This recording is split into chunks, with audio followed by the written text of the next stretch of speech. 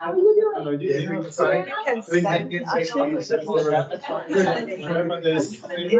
you a kid person?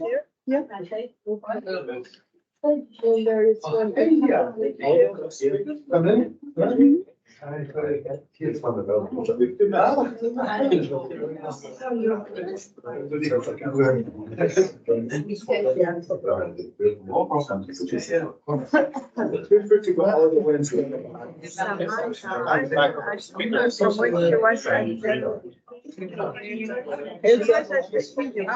I didn't know that.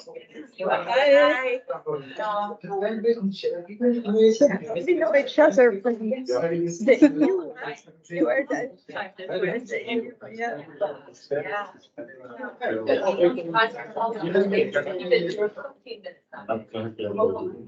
Yeah. One more than your 12. No, we did it. Please go ahead. And we were like, oh my God, we have to keep us really short. So we're going to be very quick.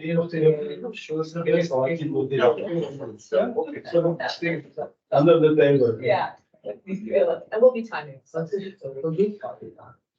Mate, were you in contact with the ambassador? The ambassador is still. He will come. She'll come. His pleasure. Hopefully she can enter. Mate, maybe we can then start with Jean-Luc and then take the ambassador later, so we can start in a minute. Yes. Okay, how are you? Hanging in. Sorry to miss your event this morning. I really wanted to go. Oh, no. Yeah. Yes. We should have moved it to the C building, like the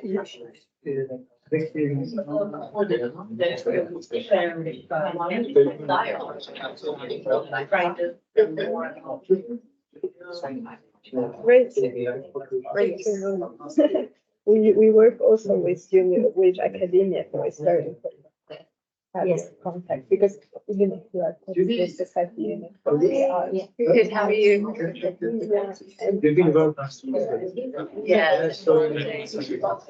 I was looking at the presentation. okay.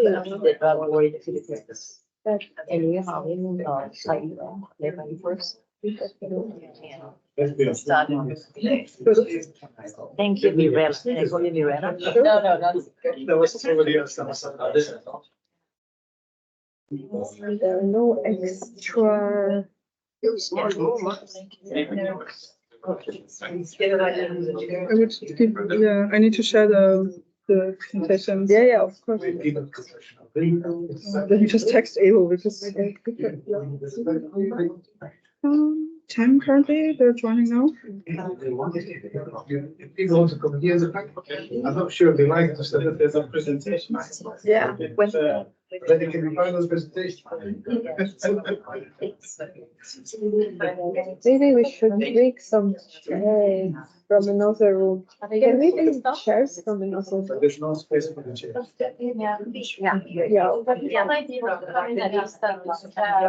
Yeah.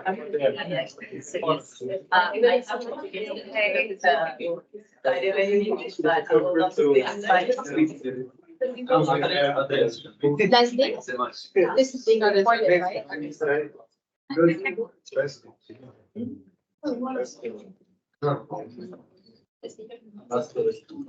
Great.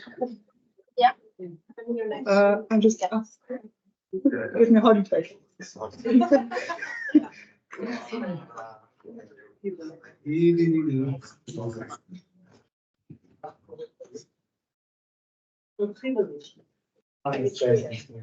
Can stand in the sun where you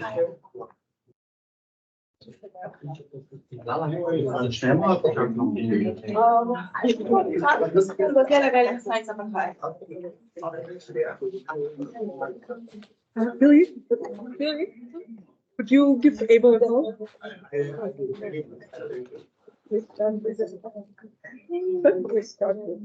yeah, I put you Barbara is coming. Able,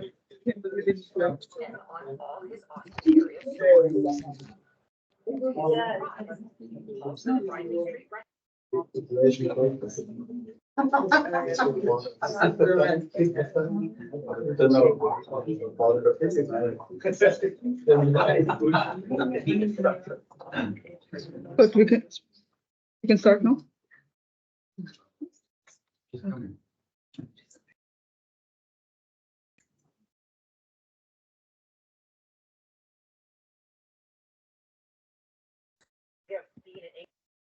Yeah, we will start very soon. We are just waiting for Slovenian ambassador to come. You know, maybe as a joke, as an introduction, maybe she is late because I was late to Slovenian embassy's dinner last week. So maybe it's a kind of. Or maybe she's not managing to enter. Okay, we have Abel here, and here she is. Here. I'm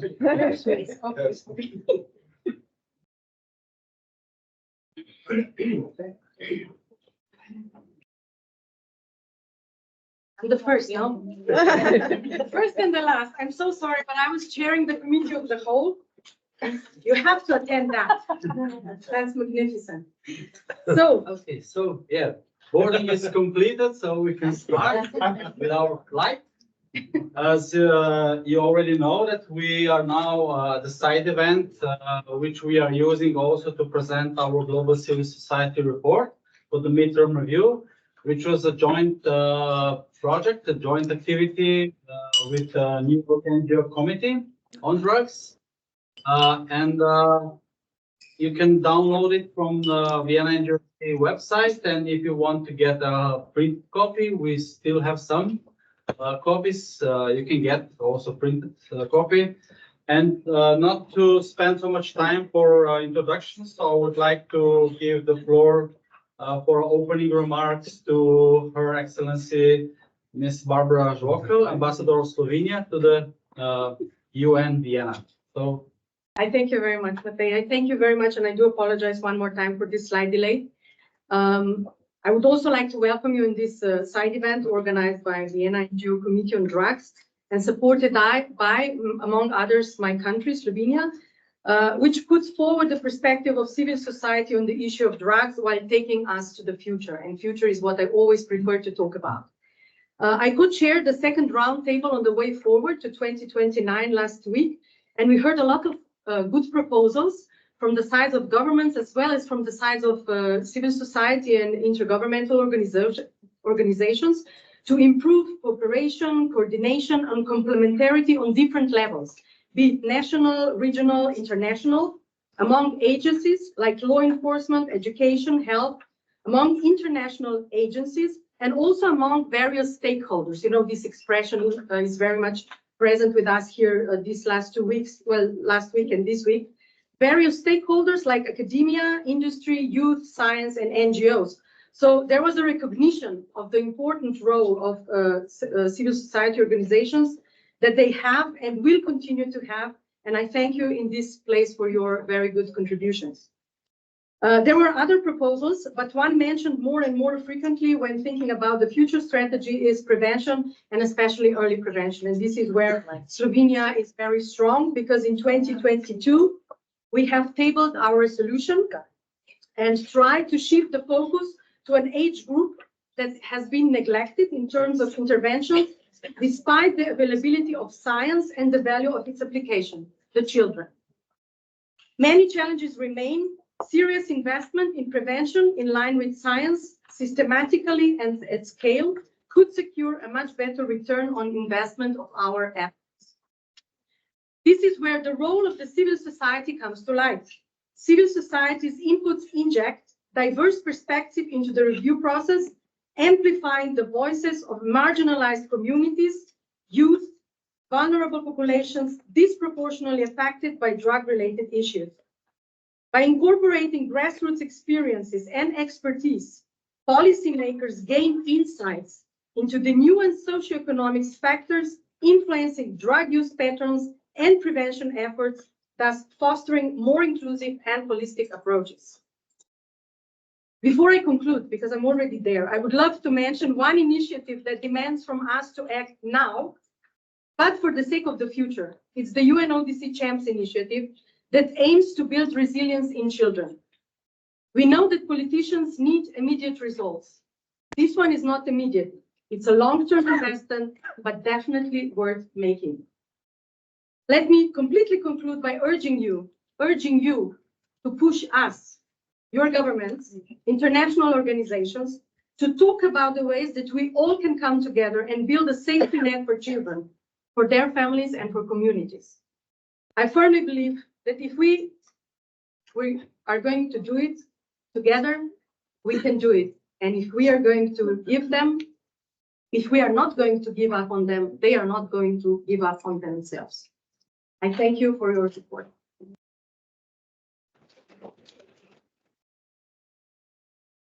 Thank you very much. And before giving the floor to Jean-Luc, I would like to also acknowledge financial support by the Ministry of Health of the Republic of Slovenia for one of our regional consultations organized in person in Ljubljana, Slovenia, in January this year.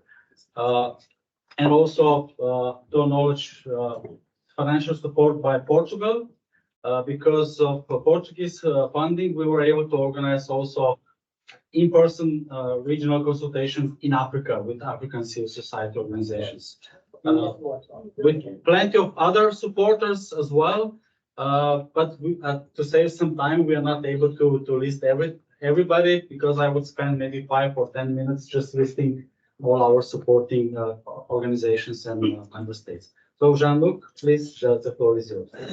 Thank you very much. And seeing that the ambassador has spoken very briefly, I can lengthen my speech and entertain you all for another half an hour. It's not the case. It's not the case.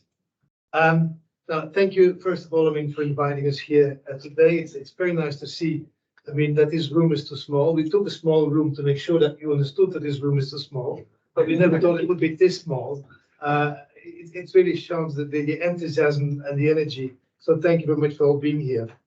Thank you as well to the Vienna NGO Committee on Drugs, and the Europe NGO Committee for bringing this all together.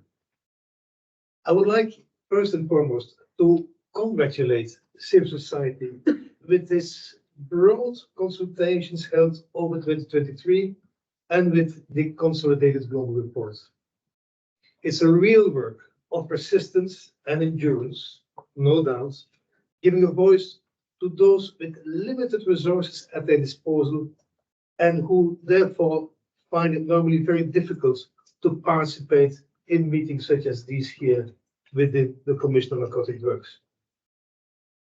Last week, during the high-level meetings and the consulting weeks before, we were reminded how critical the current situation has become in the drug policy world. A one-dimensional approach is to fail a multifaceted, complex challenge. The foundation of us sitting together here today, and it's always good to be reminded, is to ensure that the public at large, and within this the most vulnerable, are staying out of harm's way.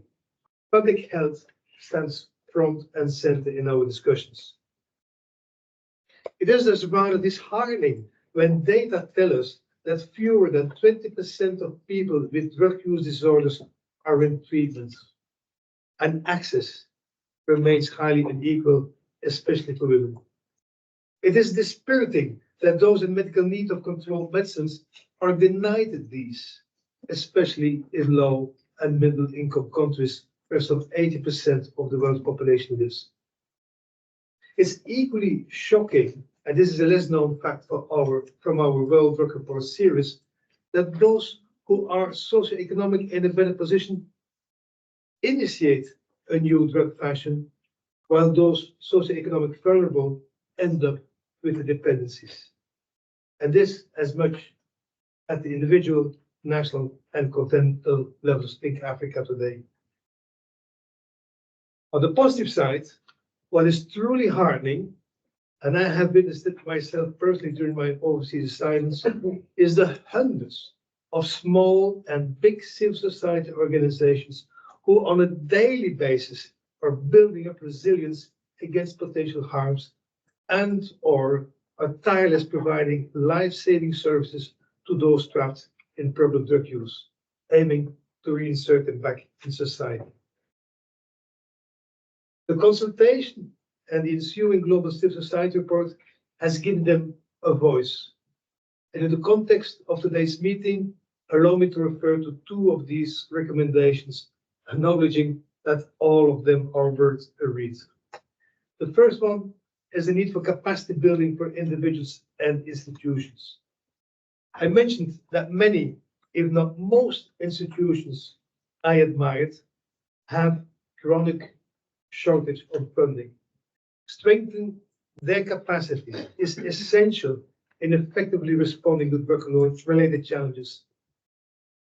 By investing in robust training programs and equipping our health systems, we can better address the complex dynamics of substance use disorders and promote the holistic health approaches to treatment and care. UNODC tries to do so working with member states to provide that capacity when needed, and our international standards are guiding the overall efforts and interventions to become effective and evidence-based. A second recommendation, which came to my attention, and again, all are words to be mentioned, but let's summarize a bit, is the one, Ambassador, and I would like to pick up on what you said, prevention. While saving lives is evidently of a principal concern, we need to turn the running tap down of those who put themselves in harmful ways. Prevention remains our most potent tool to contribute to long-term public health. Thank you. By investing in evidence-based prevention strategies tailored to diverse communities and contexts, we can empower individuals to make informed choices to reduce demand for illicit substances and mitigate associated harms. I would remain amiss as Director Policy if not mentioning our new prevention initiative, CHAMPS, which under your leadership, Ambassador, was indeed launched last week. We stand together with you, and we need to have not only the UN entities, but you, civil society, coming together to help us in making that all a success and reaching out to children and provide them prevention services. In conclusion, again, UNODC's sincere congratulations to both of you for bringing this together and for all the civil society organizations who have contributed in this tireless effort. Nazli, I'm looking forward to hearing more from the presentation you have. And again, I already have looked at it, and I think indeed that it is a very worthwhile exercise. The situation is a multifaceted one, and one-dimensional approaches are doomed to fail, as is dealing with the symptoms only, while neglecting the root causes is doomed to fail. Let's put our hands together and act each with our means and skills available. For some, that implies a day-to-day hard work in the communities with those most vulnerable. My full admiration and appreciation for that work. To others, that implies empowering those practitioners with the capacity, means, and resources commensurate to the challenge. A huge challenge demanding a huge investment far beyond what we witness today. We need to turn paper resolutions in tangible action. Thank you very much.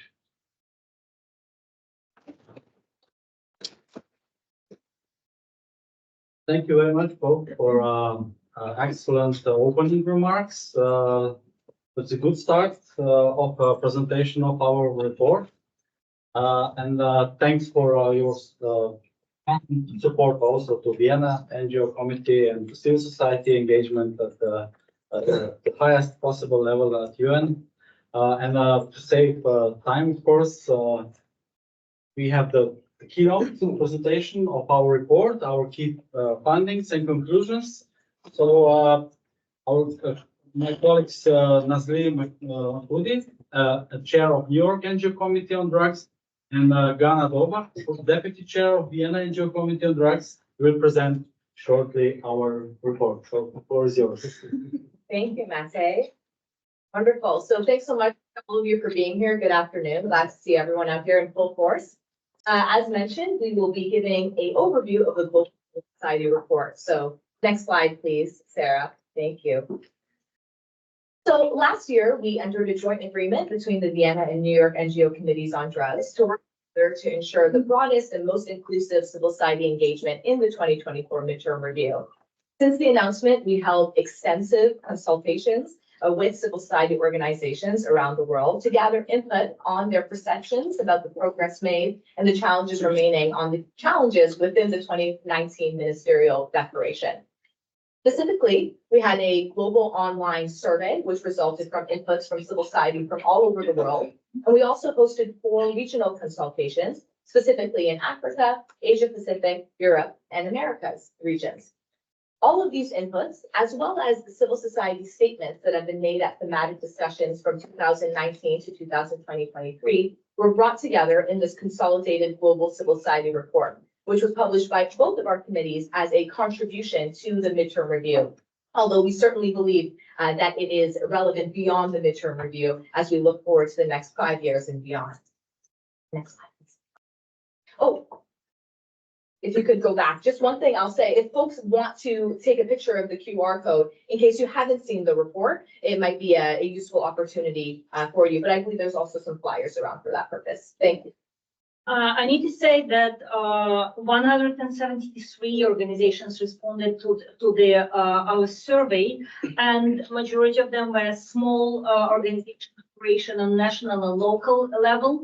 And this service providing organization and advocacy groups. And what is important that we are all connected to the prevention, harm reduction, and human rights focus. We did it together. The report is not a compromised view. We couldn't say that every sentence is a compromise, but we tried to balance it between different thematic focus of our organizations. And on the next slide, you will see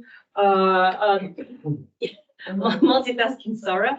On the next slide, you will see that civil society, we were trying to have qualitative analysis, quantitative analysis to see if we have progress or regress in implementing of these challenges. And we couldn't say that there is either progress or regress. You will see by challenges that we couldn't say this. We haven't win yet.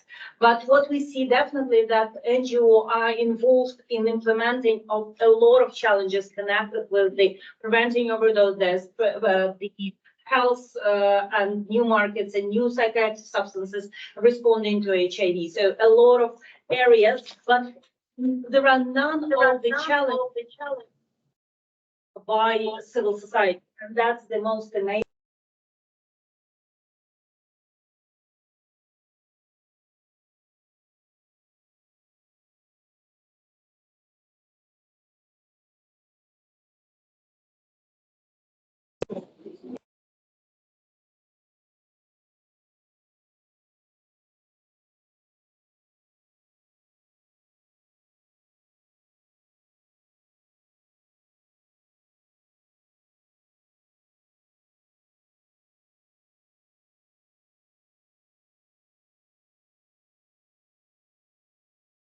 And early warning systems. Some challenges encountered included, of course, the overdose crisis, particularly in the North American region, as well as the severe impacts with respect to overdose on Indigenous populations, LGBTIQA+ populations, and those facing socioeconomic inequalities. It was also raised by some civil society advocates and perspectives that the supply reduction interventions can potentially lead drug markets to shift towards more highly potent substances. And there was a sense that other health and human rights-based interventions might be better suited to responding to the emergence and diversifying range of drugs.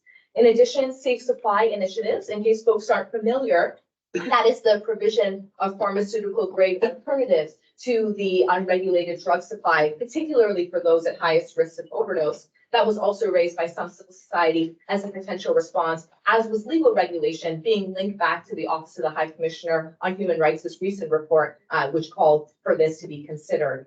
With respect to NGO responses, certainly from harm reduction all the way to rehabilitation, NGOs are very active, as they are with respect to prevention programs, including for young people. Now moving into challenge 2.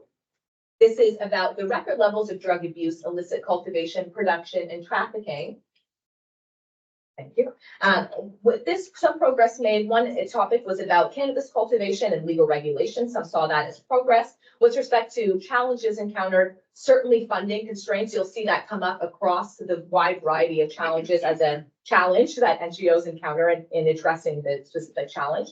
And then with NGO responses, with respect to this challenge, there were comprehensive awareness and education campaigns as just one example of the ways that NGOs respond to this. Next slide, please. Challenge 3 is about the health and regulatory challenges posed by synthetic opioids and non-medical use of prescription drugs. Here again, overdose prevention measures were really articulated by NGOs with respect to progress made. And there was some challenges linked to that about the transition to synthetic drugs, really introducing new barriers and difficulties when it comes to existing harm reduction and health services, including limited access, which contributes to overdose events and fatalities. Now, with NGO responses to challenge 3, educational activities were top of mind, as were the implementation of harm reduction programs, which included naloxone, supervised consumption, drug checking, safer supply, as well as advocacy for decriminalization of drug use and related activities. For challenge 4, thanks, Sarah, this is about the increase in drug-related deaths and the unmet need for drug treatment and health services. Again, here you'll see a lot of overlap between the challenges where the themes are related. Naloxone and take-home methadone were raised as some progress with respect to addressing drug-related deaths, as was the increased global acknowledgement of gender-sensitive health services. Although there was a recognition that while that was more acknowledged at the global level, in practice, there was still a long way to go to make sure such services were available on the ground.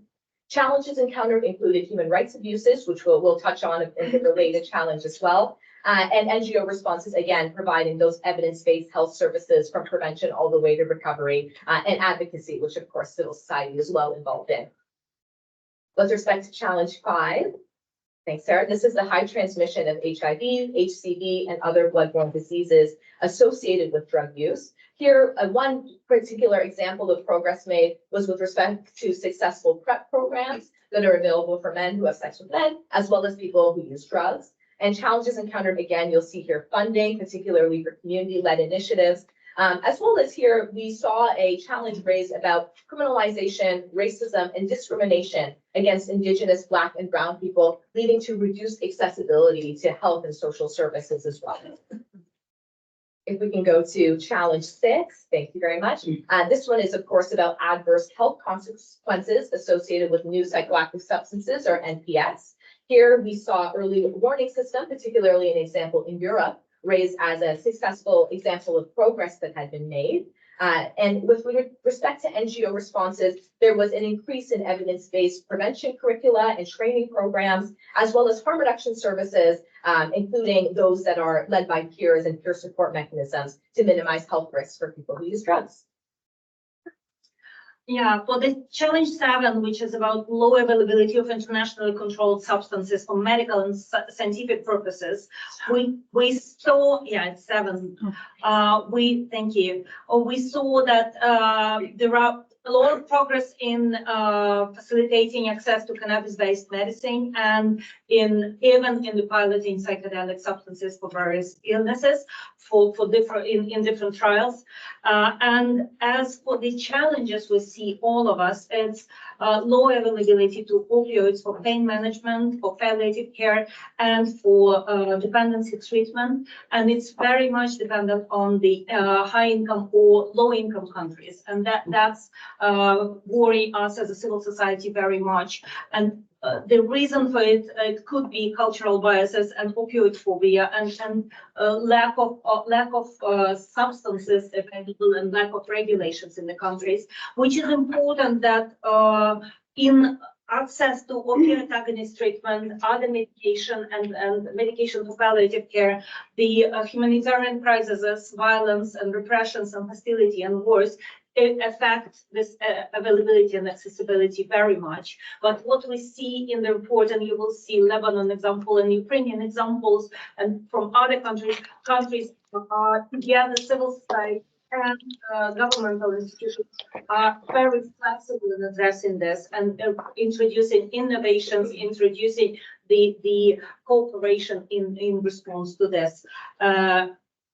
Challenge 8 is about increasing links between drug trafficking, corruption, and other forms of organized crime. And here we, as a civil society, need to highlight that we need to increase collaboration between stakeholders and networking on regional and international level to address this challenge and to involve civil society in this addressing. In Challenge 9, we see that's about the value of confiscating proceeds and crime related to money laundering, that we see some progress, but what we like civil society highlights that confiscation does not always seem to be an effective scheme, and we need to think about the other indicating and helping and cooperating between civil society and state officials. On the Challenge 10, again, very quickly, and please read the report, we need to highlight from civil society point of view, yes, we see the use of darknet for selling the drugs, but also we see that these tools could be used for harm reduction, and sometimes the misuse of communicational technologies, misinformation, fake news, and state censorship could limit us with sharing the harm reduction information through the informational channels, and sometimes in some countries it's called drug propaganda.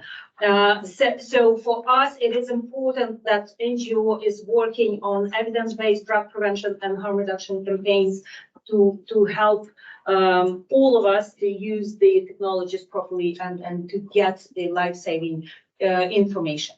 On the Challenge 11, that's about the non-compliance of response with international drug control conventions and human rights obligations. You need to read the report carefully because we were trying to address how the existing drug policy and practices affect the different rights of people who use drugs. And it's not only right to health, but also right to life, rights to be free from tortures, inhumane and degrading treatment and punishment, right to be free from arbitrary detentions, right to a fair trial, and even the rights and freedoms of association and freedom from discrimination. And this is important part that we see the progress in documenting these rights violations in addressing it, but that's also important to highlight that it's not always addressed in a proper manner. And we as NGO doing research and advocacy, and we are documenting human rights violation, but that's where cooperation is needed. And as for the conventions, in the NGO world, we have the same argues about the legalization and regulation of cannabis. Is it included in convention or not? Is it supported by convention or not? So we also reflect this discussion among civil society as well as among states. And for the Challenge 12, you will be surprised as this challenge was not discussed in the intersectional, but for us it's one of the important challenges because that's about availability of reliable data. And for us as a civil society, we really advocate for availability of reliable comparable data from the states, specifically on the data on evidence-based prevention and recovery programs and using this data. And we need to discuss, and that's actually call from us, additional indicators such as human rights, harm and consequences of drug use and drug policies, like we did as a civil society in Global Drug Policy Index, but that's actually our call. And now you see some summary of the progress made, and for us, it's one slide back, Sarah, please, thank you. We see progress in civil society involvement and collaboration. We see progress in prevention, treatment, and recovery. We see progress in developing the innovations in harm reduction, safe supply and overdose prevention, and legal regulations. But in the same time, we see challenges like stagnancy in drug policy, insufficient evaluation and lack of indicators to measure progress, insufficient response to war and crises, harassment and violence against civil society, that also affect all of us, and lack of funding. And among emerging trends, which is important to highlight, it's increased engagement of UN human rights body, and we are happy to have it, focus on racial justice, inequality, and non-discrimination, and we need to concentrate on non-discrimination, criminalization of women in youth, decolonization of drug control regime, and addressing root causes of drug-related issues. Sorry for this proofreading, but with the way forward, we all understand that we need capacity building, and thank you for highlighting this. And it's not only for civil society, but also for public health servants and specialists. Investment in evidence-based prevention also was highlighted already, improving access to harm reduction, treatment and recovery services, and we are advocating for all this continuum. Addressing root causes of drug-related issues such as poverty, structural violence, racism, inequality, and lack of access to education and healthcare. Shift toward health-focused policies rather than the punitive measures. And we need, as a civil society, we're encouraging the collaboration across UN bodies to enhance the coherence between the international drug control regimes and international human rights obligations. Thank you for your attention.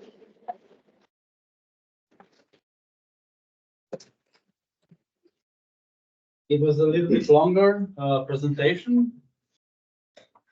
Yes, Ms. Ambassador will hear us. So thank you very much for coming. We know you are very busy. Thanks again. Thank you very much.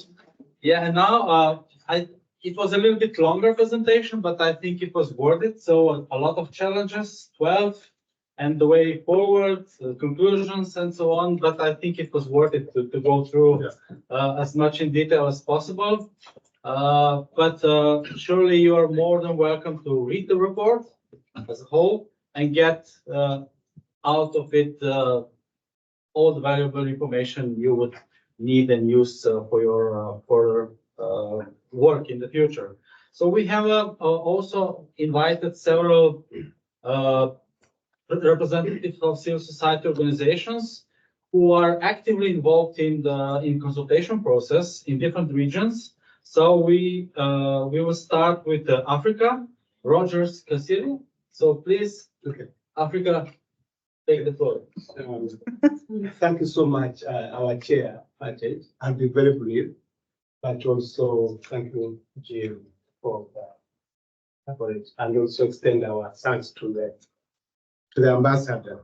I'm going to make brief intervention, particularly on the need, investment, evidence-based prevention, and the need for capacity building, and the comprehensive public health training. Coming from Africa, the need is great because Africa is young. 75% of our population is young. So, which means we have a dependent population out of school, where unemployment is high and also crime. But also, as a member of civil society, most of drug abuse prevention, treatment, recovery is largely done by civil society. Civil society play a very key one. So when this forum comes up and you are bringing the element of evidence-based, I think you want us to do better. You want us to perform better. You want others even who don't know, who emerge as volunteers to learn and do things better. And that's why we are very grateful to the civil society unit, but also grateful to our big brothers, the African Union, for helping others to know that there are some intervention at UNODC. There are some go-to programs like the CHAMPS and others which are coming up. That is very helpful. So the forum provides us opportunity to learn and be able to scale up, to be able to build, to make even contacts, to learn from others, to get mentees, which can be very, very helpful. And what I've heard from members and from the consultations, Africa is yearning, Africa is thirsty for good practice, which we can pick from here, which we can learn from others and take. Remember, in Africa, most of their people are not in town, like I see in Vienna. Our people are scattered in the rural areas. So, which means more evidence, more energy, more skills, more interventions, which can reach the population so that we're able to prevent on some of these emerging programs. You don't do it, more crime, more fighting, more crime, more violence, more drug substance abuse. That's why evidence, things which can work, because Africa can no longer afford it to be an experimental ground. If things have been done now, let's go massively and do it. And as I wind up, Mr. Chair, I think the message is that we should not leave anybody behind. Let's not leave African civil society behind, bring them on board, but also the same message is that we are grateful that many times, Africa is unforgotten. Civil society, without to be on the civil society, Africans normally, men are not here. But the Civil Society Forum takes the opportunity down to the ground and we're able to do more. So thank you very much. Thank you so much, African Union. Thank you so much, Portugal, when you give money. Slovenia. Okay. Thank you. And others, please bring us on board. We promise you we'll reach more, but also support our government, because in Africa, things are different. One country is doing well, the other one has no law, everything on their own. So the forum helps to take good things, to build the capacity, but also to tap in what you have. Thank you very much.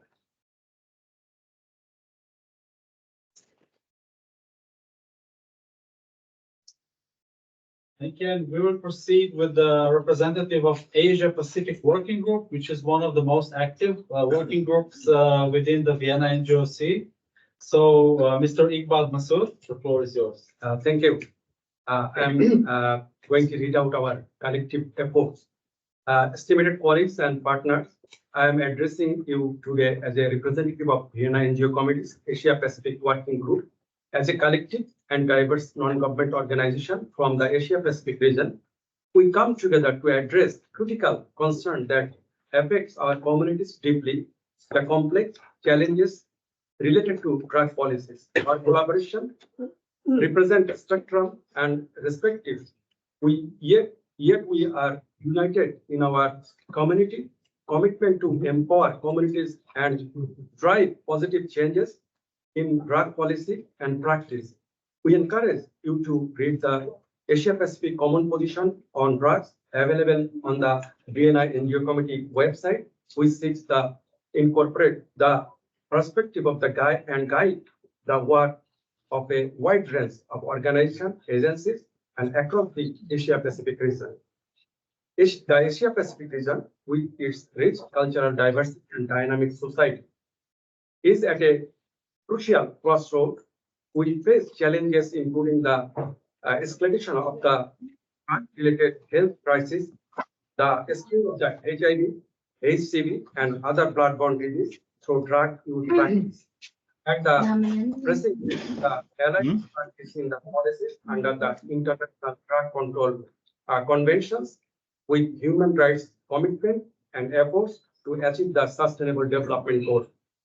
Our approach to these challenges is to ground it, not highlighting the vulnerabilities, but recognizing the fostering the inherent strength and resilience of our communities.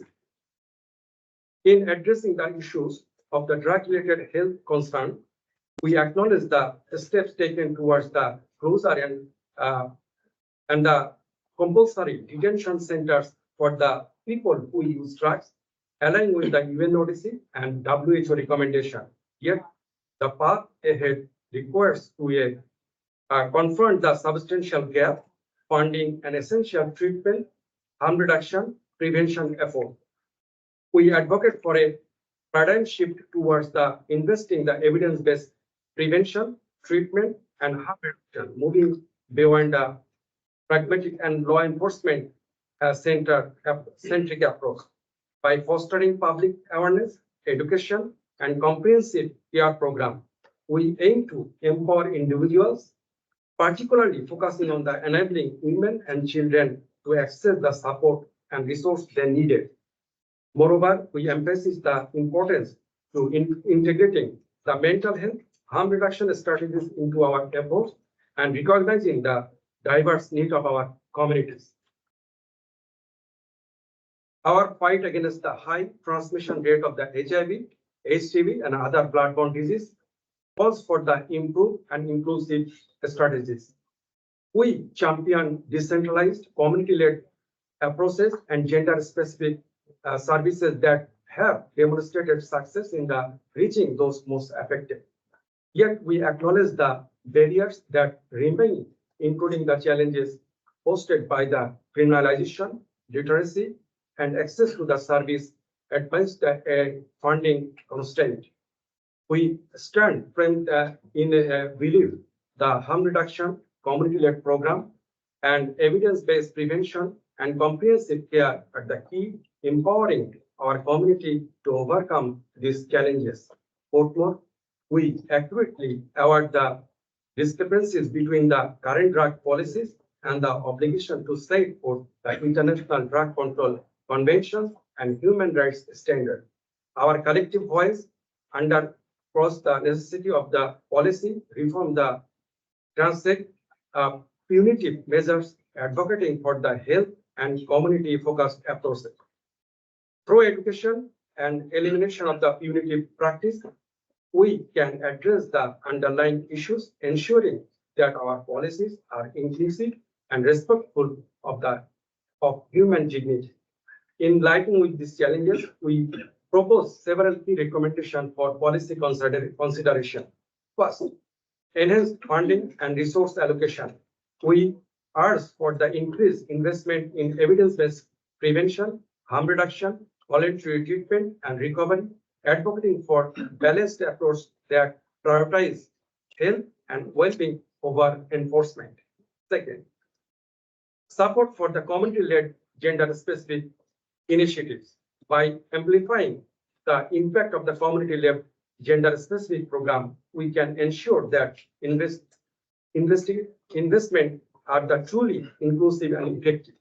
Third, elevated public awareness and education, informing our community about the risks associated with the drug use and the importance of the mental health and harm reduction is vital to our collective well-being.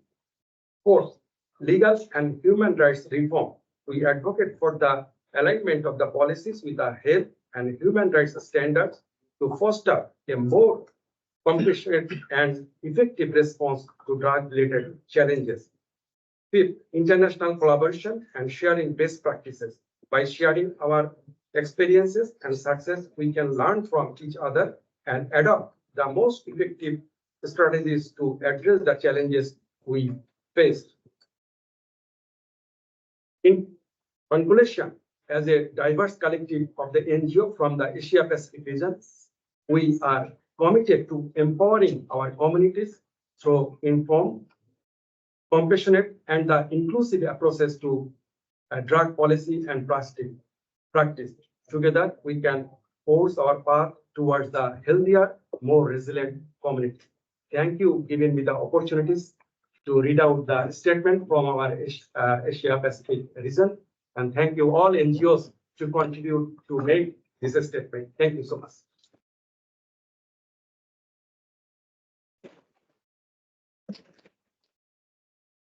Thank you very much, and I hope we can put these statements also on the website. So everybody who are interested to get to read it again and again. So thank you very much. I'm also glad to give the floor to my colleague from the European Civil Society Forum on Drugs, Adrian. Please, the floor is yours. Thank you, Matej. My name is Adrian Kotz. I am a research advocacy officer at IDPC, but more importantly, here today I'm representing the Civil Society Forum on Drugs in the EU, which is an advisory body of the European Commission that brings together 43 NGOs from Europe working on health approaches to drug policy. We partner with the UNODC and UNODC in these consultations with 3 online consultations up to hours each and 1 full-day consultation. It was all Matej's idea. It was a great collaboration, really rewarding, and the report is truly admirable. The CSFD and we involve many more organizations, with like dozens of organizations in Europe. We all have very different approaches to drugs often. Some of us work on harm reduction, others on prevention, on treatment. For some people, drug use is a meaningful part of their life. Others are looking to reduce drug use. It depends. We have different views. But there is a common conclusion that emerged clearly from the consultation, which is that we just think that public health is not compatible with punishment. You just can't deliver support or health at the point of an knife. That is, no matter what intervention you're doing, that's our conclusion. Expand on it, just 3 short points, because we're short on time. The first of them, we have to meet people where they are, which means that we can't impose interventions on people. We can't impose certain types of treatments, certain types of harm reduction or prevention. It has to meet the needs of every single person individually. Coercion, forced treatment, forced drug testing can be punishment, they can be stigmatizing, and most of all, they will not work. We want effective and evidence-based solutions.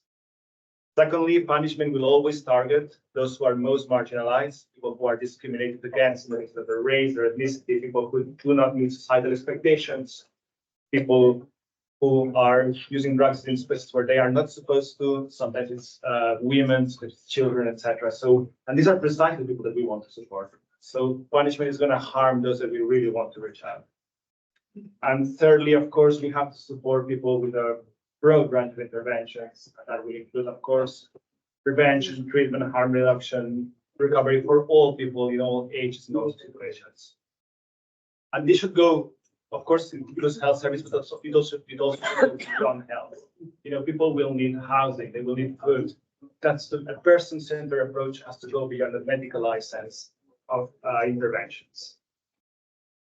These are just the quick 3 readouts from our consultation. There's much more in the report. I just wanted to note that in line with these findings, the CSFP, adopted by a large majority, very recently a common paper on support of decriminalization of drug use and possession for personal use. We have some of the authors in this room. And as a key measure to protect the health and the human rights of people who use drugs and community in general. And we hope that this can take us one notch forward in addressing the 12 challenges. Very much. Okay, thank you.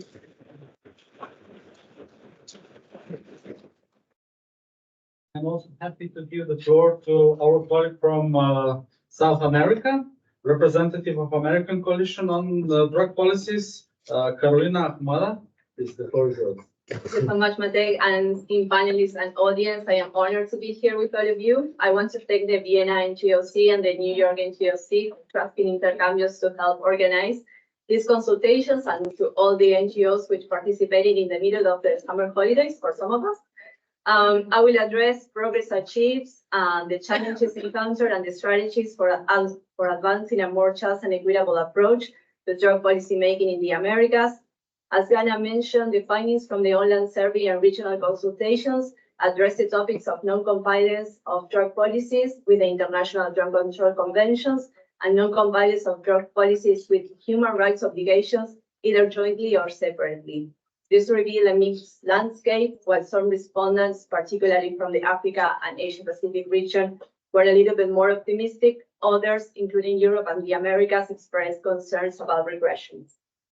One of the primary challenges highlighted by NGOs in the Americas is the persistent non-compliance of drug policies with international conventions and human rights standards. Participants emphasized the need for a human rights-focused approach to drug policies, advocating for community-based action and a shift away from punitive measures. However, the absence of a systemic mechanism for addressing non-compliance poses a significant hurdle, particularly concerning the rights of people who use drugs and access to harm reduction services. Discussions surrounding the legalization and regulation of cannabis underscore the complexity of aligning drug policies with international obligations. While some argue that such approaches uphold public health and welfare, others question their compatibility with existing conventions. Some respondents welcome the World Health Organization's critical review processes for cannabis, as well as for the coca leaf. Particularly among some respondents from Latin America, ensuring a safe, clean, healthy and sustainable environment to respect and fulfill human rights was identified as a key challenge. Human rights violations related to drug policies are widespread, ranging from criminalization and stigmatization to inadequate access to healthcare, disproportionate targeting of marginalized population, and negative impacts of drug policies on indigenous peoples, as well as on Black and Brown people. While there was no consensus in the consultation, people called for member states to review and reform the international drug control conventions and systems to align with human rights objectives. NGOs play a vital role in documenting these violations, raising awareness and advocating for rights from client policies. Initiatives such as the Global Drug Policy Index and the American Drug Policy Coalition exemplify the power of collaboration in driving positive change. Participants also welcome the resolutions from the Human Rights Council and the recent report of the Office of the High Commissioner for Human Rights. As we look to the future, it is imperative to strengthen collaboration across UN bodies, civil society, and governments to promote human rights-centered drug policy in the Americas. We reaffirm our commitment to placing equality and non-discrimination at the center of drug policy making. By acknowledging the progress made, addressing the challenges ahead, and charting a direction for the future, we can build a more just and equitable society in which the rights of all people, including people and young people who use drugs, are defended and respected. Thank you so much.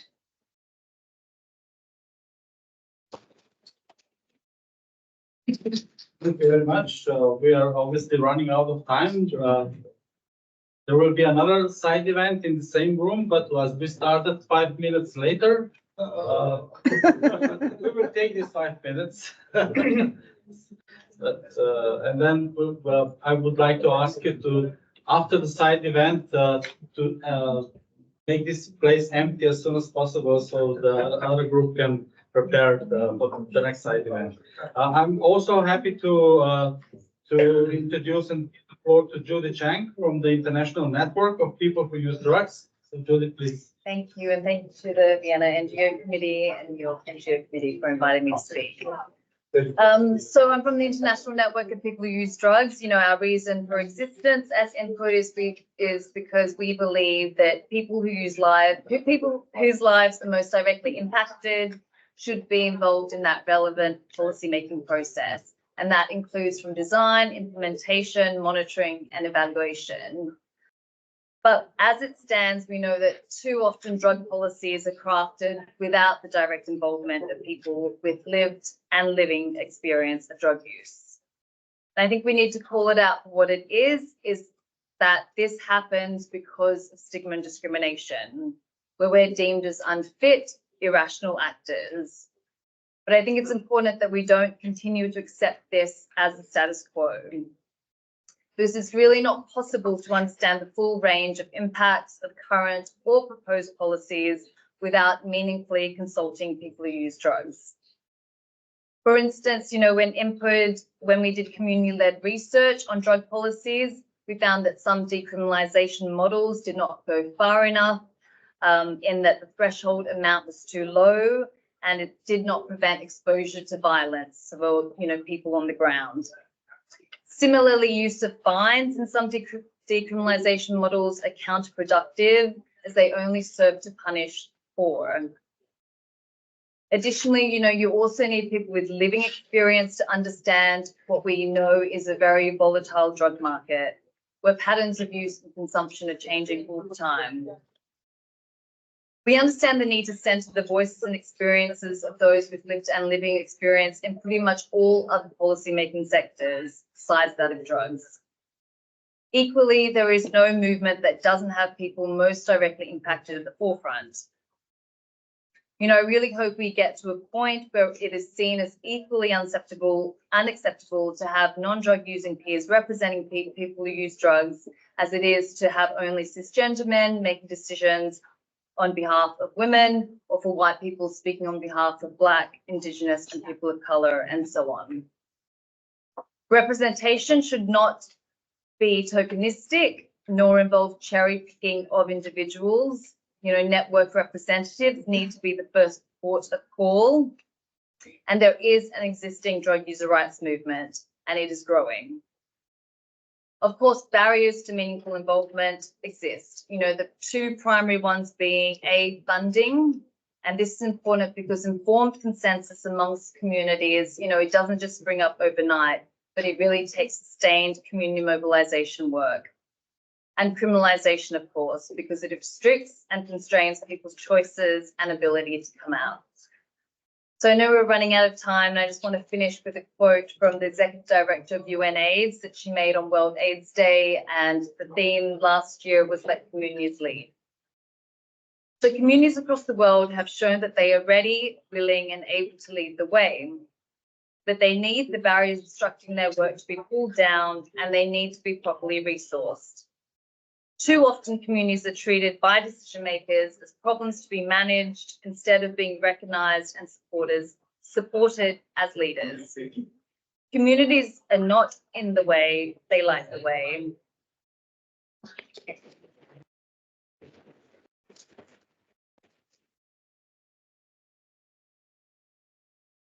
Now we have very short time for closing remarks. So, Eva, please. I do realize that we do not have time or circulation statements, but I will just mention 2 points. Having listened to all the previous speakers, I can attest, of course, the critical role of the civil society government and civil society movement. Together, collaborating, can achieve, shape policy programs for health and well-being of society. So, thank you.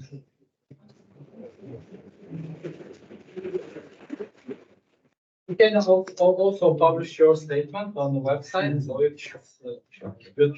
And we also have a representative of Ministry of Health of Portugal, Elsa Maia. So, okay, I will. Thank you very much. And first of all, thank you very much for inviting me. Thank you for the NGO and New York Civil Society foundations for organizing this event.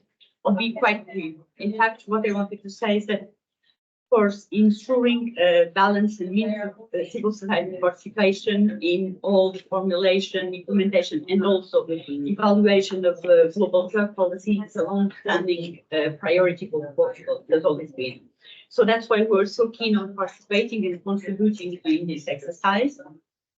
And I wanted to draw the attention to something that I was reading the outcome document that was adopted last week, and there was twice a reference to civil society. That's it. Okay.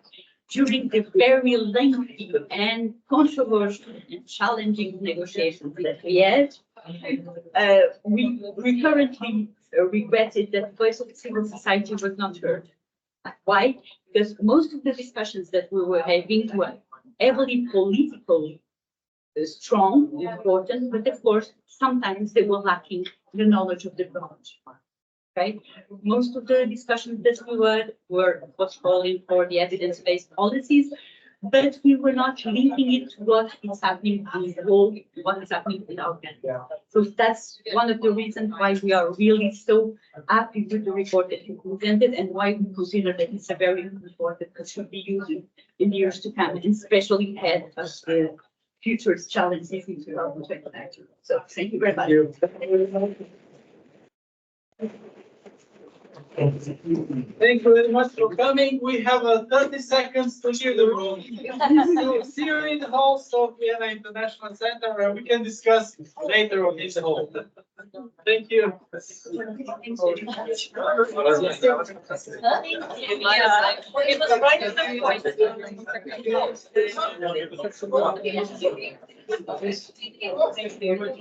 Thank you.